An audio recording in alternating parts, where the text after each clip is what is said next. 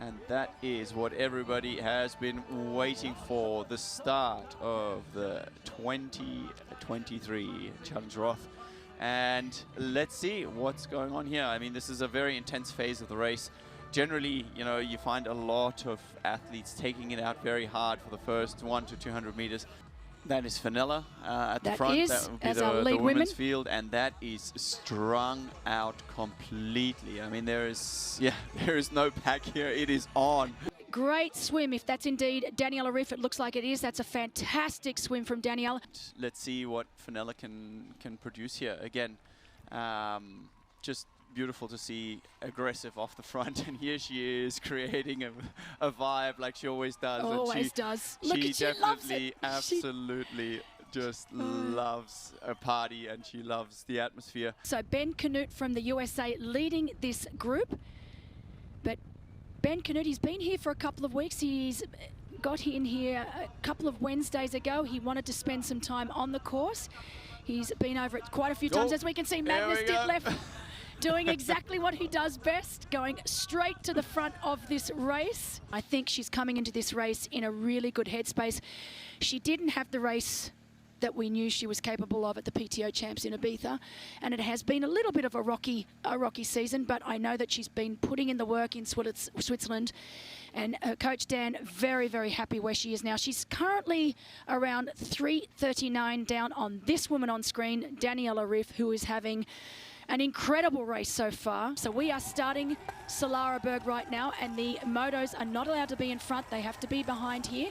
So that our professional men have a clear way up, but you can see it's fenced off for now, but once we get a little further, you can't see the road. No, it's just, here we go. Yeah, so it's crazy. It's definitely a confidence test where you just ride. Look at that, Jan. You can't even see where you're riding. And look, see Magnus and Sam getting that crowd cheering. It's honestly, unless you've done this, you cannot really describe the feeling that you have as an athlete, whether you be pro or age group, the feeling you have when you ascend this climb. It is, I'm sitting here with goosebumps on my arms because it really is like nothing else in the world. No, it is absolutely unique. We've got great conditions today, so why not talk about records?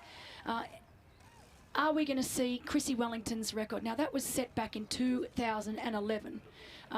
Chrissy Wellington, she was so many years ahead of her game, it wasn't funny. We've got her here today. She's going to be down on the finish line. She could have done some with some aerodynamics at her time as well. This is what I'm saying. Could you even imagine? I mean, she went 8:18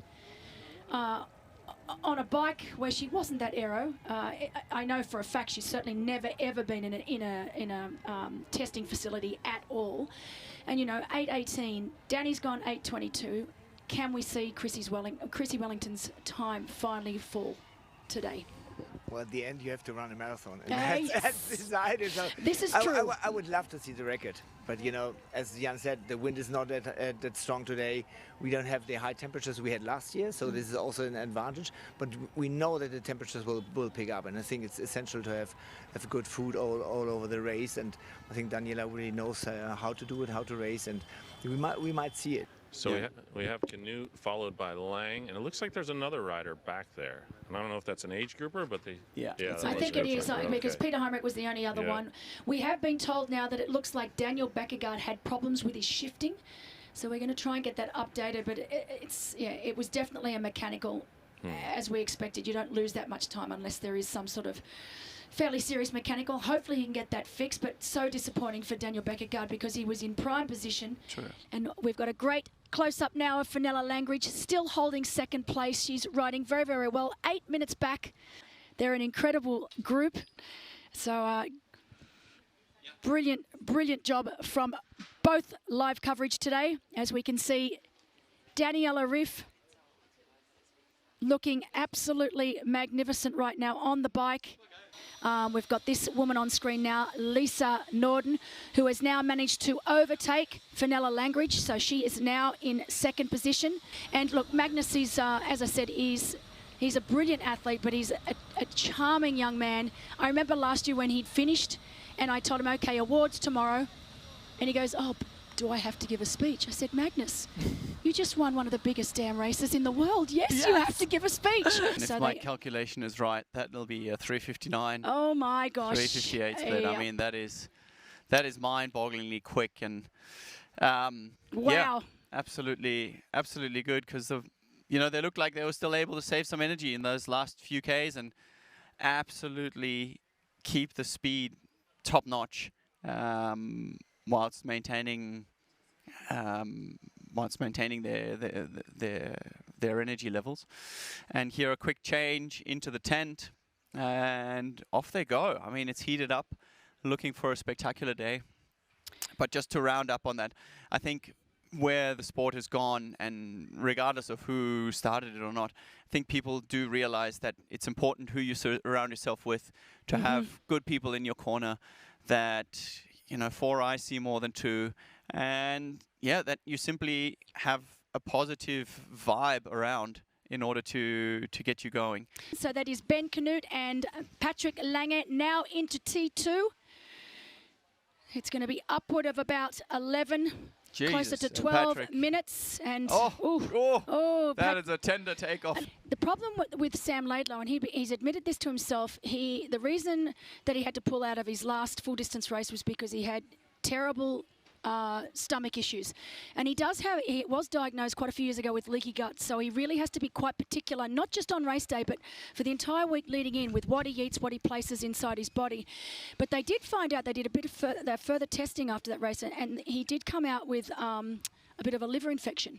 So there was a lot more going on than he gave it credit. So my biggest thing for Sam coming into this race is, 1, he hasn't been able to do the work that he wanted to do, and 2, is he completely over this infection or not? And so when was this tested? After Lanzarote? Lanzarote, exactly. Because in Lanzarote, I mean, he just went out hard. Yeah. He went out so hard on the bike, somehow managed to claw himself back. Then he started off in like a 1:15 half marathon or something like that. Look at them now. They're in unison. This is incredible. Look at the two of them. I mean... Yeah, exactly. And that is something that Daniela is about to find enjoy out right now as she enters transition. So Daniela Riff, having had an incredible ride, I have no doubt at all that she has broken her previous record here of 4:01. 4:31. We know that she's going to be going under that 4:30 mark. I think Torsten's last update to me was around the 4:25 mark. So that is absolutely flying. That's the Patrick Lange we know and love. Looking much better. It looked like Magnus was making a bit of a move through that aid station. But I think it's just Sam that's fallen off the wagon. I actually thought, because we can see a few waves on the canal, that Sam was just playing it smart and tucking in behind. Whereas, you know, if the breeze is only a slight one, you might even appreciate it for some cooling. But yeah, Magnus looking around. Look at that now, Jan. Ooh. And yeah, he almost looked surprised himself, because he turned around 3 or 4 times just to check what's happening. And might be the first time we see a bit of separation between these two. You know, here we go. Sam coming to a halt. There's something in his calf or something. Yeah, it looks like he's stretching his hamstring or his calf. Does not look good. That does not look good. Oh gosh, this is heartbreaking to see. Come on, buddy. Shake it out. Shake it out. Let's see. Yeah, that's of course. Come on, that's all right. It looks like he's just got a cramp. Yep. For sure, he's suffering and he's dying, and I really, really, really hope that he embraces the suck. There's a shot of her right now. She looks fantastic. Just what we expected. Beautiful, relaxed. Look at those arms. She comes from a running background. She was an elite runner for many, many years. She crossed over to triathlon. She's our current Ironman world champion, and she looks fantastic. But Daniela Riff, and finally, look at this. Well, oh, wow. So we've got a change here. Now, this is interesting. Annie Haug now overtaking Laura Philippe up on the canal. Here he comes, folks. Can legitimately enjoy the high five. Yep, absolutely. Well, there you go. The winner of the Datev Challenge Rock, powered by HEP for 2023, being embraced by no other than himself, the GOAT himself, Jan Frodeno, down on the finish line. A new world best time. Felix Wolsthofer also down on the finish line. Felix will be absolutely over the moon. 7:24.40. Incredible. I think let's also see if he's perfected his beer pour, because I know that was one of the things he didn't quite get right last year. Poured it over the back of the head. Let's see. Come on, Magnus, you can do it. You can get it right this time. That's a bit better. Hey, there we go. There you go, Sid. He's been practicing. He's had a bit of practice. He's cheering up the crowd, telling them to cheer a little bit more as he crosses the finish line in 7:30 and change. So 7 hours and 30 minutes. Fantastic race from Patrick. Felix Wolsthofer down there on the finish line. And I think he's just seen his run time. Oh, look he at was that. wanting to run sub 2:30, Wow. and I think he's just seen the 27 seconds. I was about to comment on that, and I think he saw it. He was so close. 2:30. So we know that he's run 2:30 before in Israel. He really wanted to crack that 2:30. But honestly, that would have been the icing on the cake for him, let's be honest. But wow, let's not take away from what he's just done here today. No.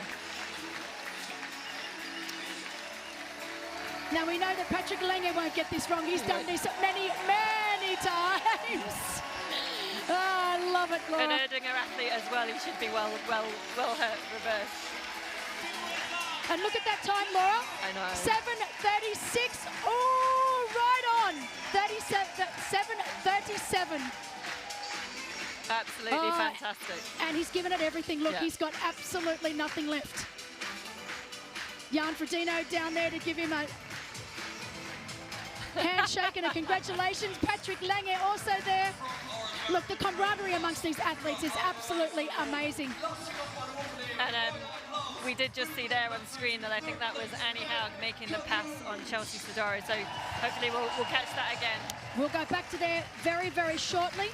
But just to recap here, right now, Magnus Ditlev coming home in first place in a new record of 7:24.40. Patrick Lange coming home in second in a time of 7:30.04. And now Ben nailed it. He nailed it on his first. And here she comes, everyone. The bird, and she is flying today. So we don't have an angry bird today. We have got a flying bird today. Daniela Riff, your 2023 Datev Challenge Rock, powered by HEP, champion in a time, Laura, of 8:08.21. That is ridiculous. 10 minutes. 10 minutes. And, you know, I think Chrissy just showed it, bowing down to absolute greatness. It is, yeah. One legend of the sport to the next. And she's coming home in the second place today, in a time of 8:21.08. She has given it absolutely everything on that marathon. We've got Chrissy Wellington down there, placing that finisher's medal around her neck. But look at that. Felix, we will see you. Absolutely, we'll see you soon. So that was Felix Wolsthofer, as we see Laura Philippe also across the finish line. She's here, of course, with her husband and coach, Philip Seep. He will be down there. He will be so incredibly proud of what his wife has just done here today.